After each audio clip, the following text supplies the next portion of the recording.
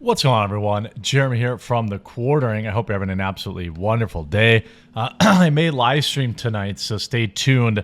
Since I can't get into my office, it would be an interesting setup. We'll have to see. But YouTube just removed probably the best, just blocked basically the best feature after removing the best tool that users had to let people know that they're unhappy. And if you remember, essentially YouTube has been going downhill for years now. Years. And it gets harder and harder to, break through if you're a new content creator. I'm certainly aware of that. A lot of the ladder has been pulled up behind a lot of content creators, for example, ones that talk about maybe less politically correct issues, for example, like myself. YouTube doesn't want another Tim Pool. They don't want non-narrative spouting content creation channels. And actually an inconvenient truth, well, not an inconvenient truth, but a fact to many people who are like anti-establishment or anti like woke narrative, YouTube has actually been pretty accommodating of these opinions. I know you're like, what? But the fact of the matter is, in comparison to other platforms like Twitter pre-Elon Musk or Facebook, YouTube actually allowed a lot more than a lot of other platforms. It's why the left wing got ran off of YouTube, is because their ideas were getting debunked so often.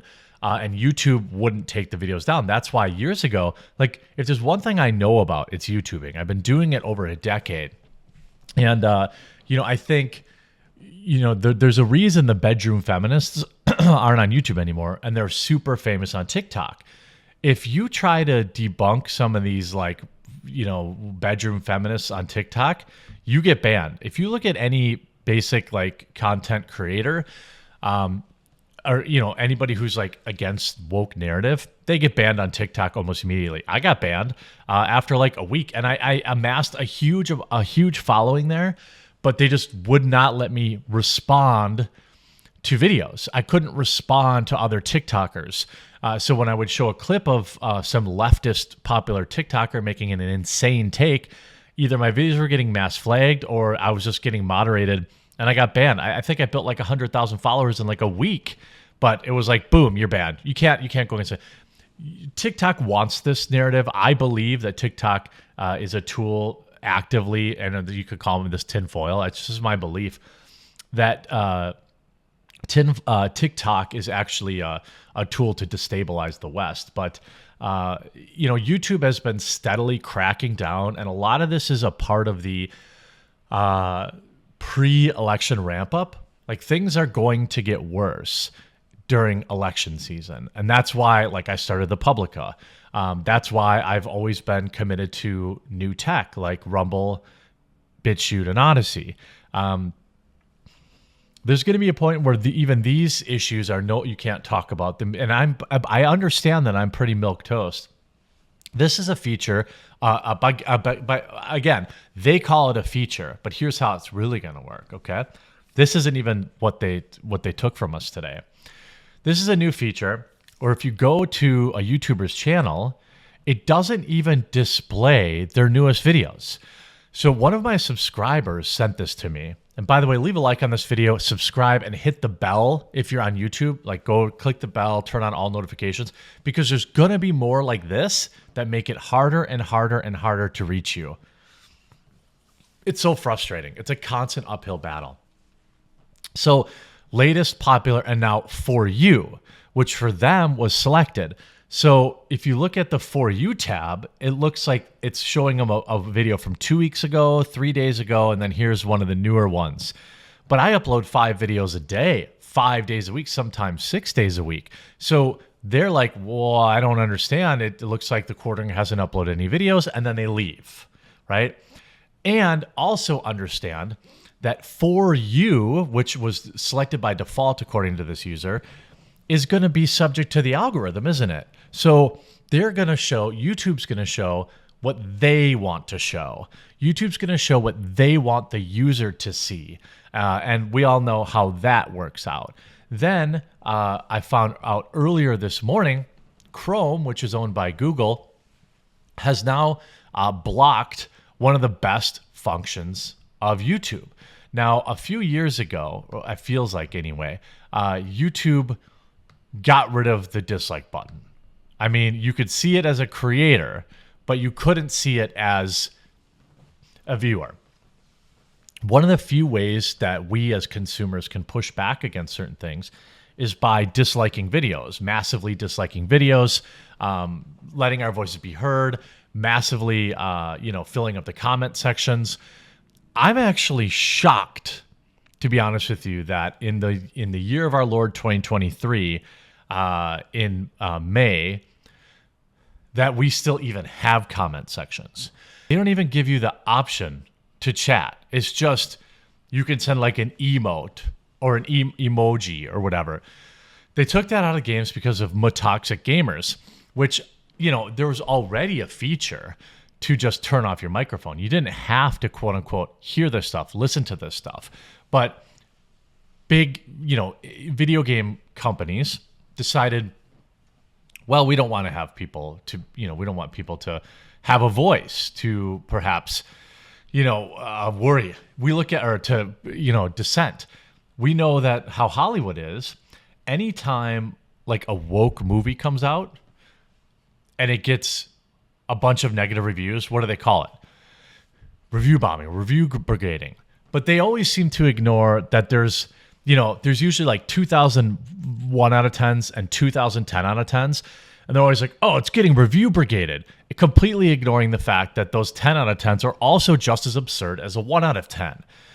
Now, as of today, Google Chrome has deactivated the extension which showed us how many people were disliking a video. Here's why this is important. The reason YouTube removed the public dislike button in the first place was to protect corporations. Anytime a corporation put out some woke BS like Gillette or all these other companies, they will get flooded with 50,000 dislikes compared to 75 upvotes. And what that did, this is how nefarious and evil this is. What that did was tell the average American that, hey, yeah, I'm not wrong. Hey, like this actually is propaganda and I'm not going to get gaslit. Because what ends up happening is they pour millions of dollars into an ad. It has like 15 million views or 20 million views. So you think it's popular, but then they disable the comments and then they disable the dislike button. So you start to think, wow, maybe I'm the a-hole here. Maybe I'm the person that has something wrong. Maybe I'm the one who's wrong here. And now then came, the YouTube dislike button restoration tool, which is a plugin which allows you to see the dislikes on a video even though they're blocked. If you see here, I can see this Ben Shapiro video has 123 downvotes to 11,000 upvotes. That said, it wasn't an exact science, but it was very clear to see. So what happens is corporations like Disney and all these other people who want to push their propaganda, they go to YouTube and say, hey, we spend millions of dollars a year advertising on your platform, and we don't like to get dunked on, right? If we look at the Little Mermaid trailer, has 312,000 upvotes. Surely all of them are completely accurate, but it has 2 million downvotes according to this plugin. Now, the reason I have it still is because I use a different browser, but as of today, they have now disabled it on Chrome. See, Google doesn't want their woke, like race swap propaganda Little Mermaid. They don't want people to know how many people are disliking it. They don't. And so they complain. Corporations complain to Google. YouTube deactivates it. Then it's not enough because people like me and other people in the space continue to report on this mass disliking because we have access to a tool to report on it. So now Chrome has disabled the plugin. So a few months ago, YouTube has decided to hide a number of dislikes on the video. The Google-owned online video sharing service was apparently testing the removal of dislike count since May of last year. And following the removal of dislike count back in November 2021, many users started leaving one-star play reviews, which Google allegedly also removed. Unfortunately, unsurprisingly, users resorted to third-party extensions like Return the YouTube Dislike that enabled them to see the number of dislikes using YouTube's API. But Google then shut the door on that workaround a couple weeks later by updating their API, only allowing content creators access to the site. And now it looks like one of these third-party add-ons has now been disabled. According to recent reports, a Chrome update automatically disabled the Return YouTube Dislike extension. Users are now wondering if there's a way to enable it again. As it turns out, this is because the extension is now asking browsers to give access to the YouTube Dislike's own website. The issue seems to be reportedly also affecting Firefox users as well. Users can safely grant the permission asked by the extension and use it once again. So here's what you need to do. Just reinstall the app and then make sure you grant it permission. We hope Google listens to its user base and enables a dislike counter sometime again in the near future. It's never going to do that. Or at least let them use the API to let them do that. It's never going to do that. If and when they do, we will be updating the space. So you just have to, so how to fix it is just uninstall the app, reinstall it, and then you can see it. You can pick your platform. It has everything here, and you'll be able to